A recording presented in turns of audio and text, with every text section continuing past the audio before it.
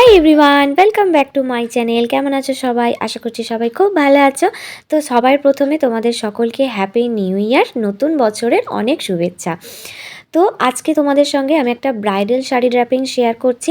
বিয়ের কনেরা কিভাবে খুব অল্প সময়ে বেনারসি শাড়ি ড্র্যাপিং করবে, বা বিয়ে বাড়ি উপলক্ষে তোমরা কিভাবে খুব অল্প সময়ে একটা নতুন স্টাইলের শাড়ি, বেনারসি শাড়ি ড্র্যাপিং করবে, সেটাই আজকে তোমাদেরকে ভিডিওতে দেখাবো। তো ভিডিওটা সবাই লাইক, কমেন্ট, শেয়ার করে দিও আর চ্যানেলটা সাবস্ক্রাইব করে পাশে থেকো। তো চলো ভিডিওটা শুরু করা যাক। প্রথমে দেখো, বেনারসি শাড়ি ড্র্যাপিং করতে গেলে কি হবে, আঁচলটাকে রেডি করে নিতে হবে।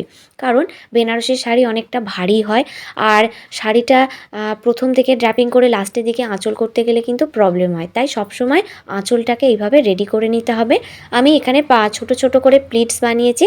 প্লিটস বানিয়ে ভালো করে সেফটি পিন দিয়ে আমি সিকিওর করে নিচ্ছি।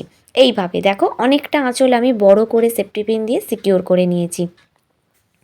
এরপরে যাচ্ছি শাড়িটার মেন শাড়ি ড্র্যাপিংয়ে। দেখো, আজকে শাড়িটা একটু অন্যরকমভাবে বেনারসি শাড়িটা পরবো। তাই শাড়িটা একদম পিছন দিকে আমার কোমরের মাঝখান থেকে আমি টাকিং করছি। কোমরের মাঝখান থেকে আমি একদম নর্মাল একটা ড্র্যাপিং করব। এইভাবে কোমরের পিছন দিক থেকে ড্র্যাপিং করতে করতে কোমরের সাইড দিয়ে আমি আস্তে আস্তে ড্র্যাপিং করে নেব আমার একদম পেটের সামনে পর্যন্ত, মানে পেটের নাভি পর্যন্ত আমি নর্মাল একটা ড্র্যাপিং করব। এটা হচ্ছে মাপ, মানে এটা শাড়ি ড্র্যাপিংয়ের মাপ। ওখান পর্যন্তই শাড়িটা নর্মাল আমি ড্র্যাপিং করব। দেখো, এইভাবে রাউন্ড করে আমি, রাউন্ড করে না, পিছনে মানে অর্ধেক রাউন্ড করে আমি শাড়িটা নর্মাল ড্র্যাপিং করে নিলাম এইখান পর্যন্ত। দেখো, ভালো করে শাড়ির মাপটা লক্ষ্য করবে। এর পাশ থেকে আমি কি করব, কুঁচি করব। কুঁচি করার জন্য এখানে আমি ছোট ছোট করে প্লিটস বানাচ্ছি। আর যেহেতু বেনারসি শাড়ি, তো বেনারসি শাড়ির প্লিটস বানাতে গেলে, মানে কুঁচির প্লিটস বানাতে গেলে খুব সহজেই হয়ে যায়।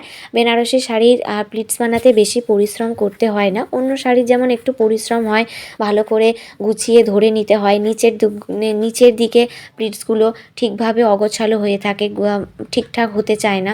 তো বেনারসি শাড়ির প্লিটস বানানো কিন্তু খুব সহজ। আর আমার এখানে মোটামুটি 6টা থেকে 7টা প্লিটস হয়েছে।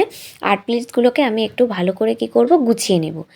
গুছিয়ে ভালো করে ধরে নেব। দেখো, ভালো করে এখানে গুছিয়ে ধরে নিলাম। এরপরে কি করব, কুচিগুলোকে এইভাবে আমি উল্টো দিকে ধরে নেব।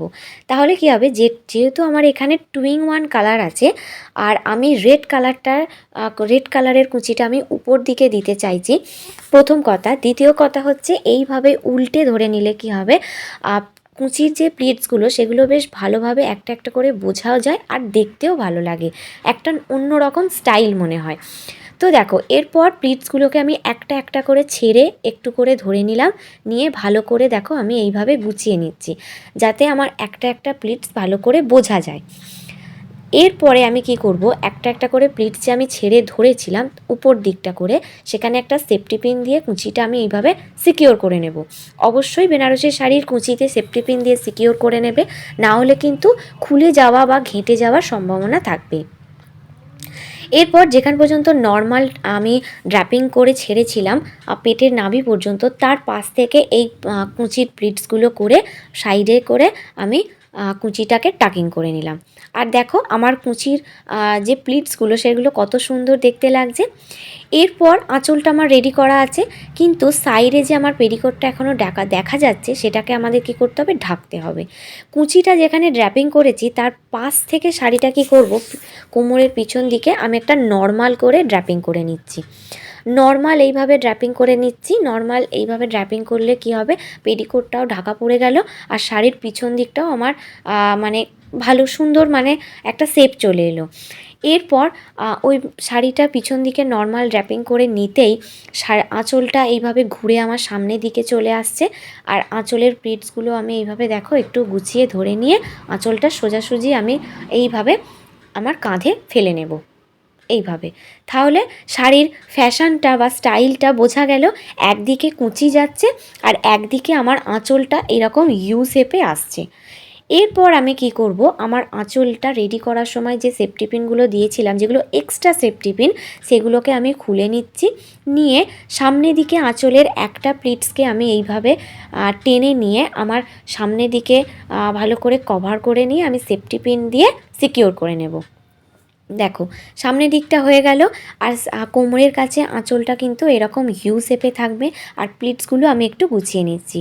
এরপর পিছন দিকে আঁচলটা লম্বাভাবে পড়েছিল, সেটার নিচের দিকে যে সেফটি পিনটা ছিল সেটা খুলে নিয়ে আঁচলের সবথেকে ওপর দিকের যে কোণটা আছে সেই কোণটাকে ধরে নেব এবং লম্বা লম্বা করে একটু কুঁচিগুলোকে আমি ঠিক করে নেব, যাতে করে আমার পিছন দিকের ফ্যাশনটা, আঁচলের ফ্যাশনটা, শাড়ির স্টাইলটা দেখতে ভালো লাগে। এরপর সেই কোণটাকে কি করব, আঁচলের কোণটা এইভাবে আমার কোমরের কাছে টাকিং করে দেব। করে দিলেই দেখো কত অল্প সময়ে একটা সুন্দর বেনারসি শাড়ি ড্র্যাপিং হয়ে গেল।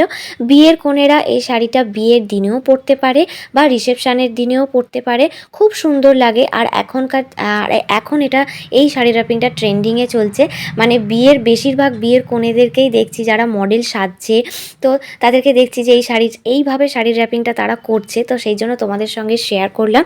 শাড়ি ড্র্যাপিংটা কেমন লাগলো সবাই কমেন্ট করে জানিও। আর ভিডিওটা অবশ্যই লাইক করে দিও, শেয়ার করে দিও। আর যারা চ্যানেলে নতুন আসছো চ্যানেলটা সাবস্ক্রাইব করে আমার পাশে থেকো। তো চলো আজকের মতো এটুকু।